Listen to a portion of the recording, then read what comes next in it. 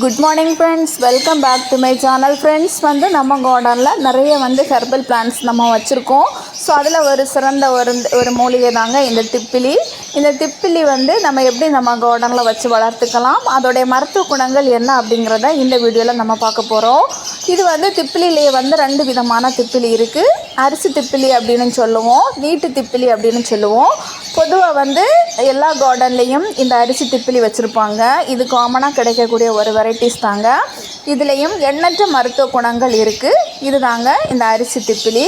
இந்த பிளான்ட்ஸ் நம்ம நட்டு ஒரு 3 மாதங்களையே இது காய்க்க தொடங்கும். ஃபஸ்ட்டு ஸ்டார்டிங் ஸ்டேஜில் சின்ன சின்ன ஒயிட் கலரில் இந்த பட்ஸ் மாதிரி தாங்க வரும். சின்ன சின்ன அரிசி மாதிரி வரும். இது பொதுவாக இதுக்கு சீசன் அப்படிங்கிறது இல்லை. எல்லா சீசன்லையுமே இந்த பிளான்ட்ஸ் நம்ம நட்டுக்கலாம். இருந்தாலும் நம்ம ஜூன், ஜூலை, ஆகஸ்ட்டு இந்த மாதிரியான ஒரு மந்தில் நீங்கள் நட்டிங்கன்னா ரொம்ப சிறந்தது.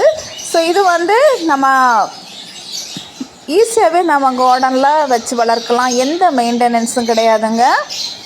பாருங்கள், இந்த மாதிரி தான் அந்த ஸ்டார்டிங்கில் அந்த திப்பிலிகள் உருவாகும். அது கொஞ்சம் கொஞ்சம் வளர வளர அதோட கலர்ஸ் சேஞ்ச் ஆகும். நெக்ஸ்ட்டு கொஞ்சம் டார்க்கு, அந்த ஒயிட் மாதிரி கொஞ்சம் டார்க்கு க்ரீன் கலரில் ஆகும்.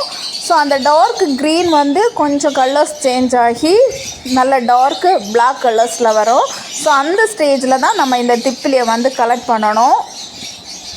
நல்லா காய்ச்சதுக்கு பிறகு தான், நல்லா முற்றினதுக்கு பிறகு தான் நம்ம கலெக்ட் பண்ணணும்.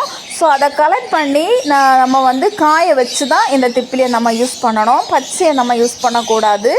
ஸோ இந்த பிளாக் கலர்ஸில் இன்னும் அது சைஸ் நம்ம இப்போ கலெக்ட் பண்ணக்கூடாது. இன்னும் அது கொஞ்சம் கூட அது இன்னும் வளரணும். நெக்ஸ்ட்டு கலர்ஸும் நல்ல டார்க்கு க்ரீன் பிளாக் கலர்ஸில் ஆகும். ஸோ அந்த டைம் தான் நம்ம கலெக்ட் பண்ணணும். கலெக்ட் பண்ணி நிழலில் காய வச்சு நம்ம சேவ் பண்ணி ஒரு பாட்டிலில் வைக்கலாம்.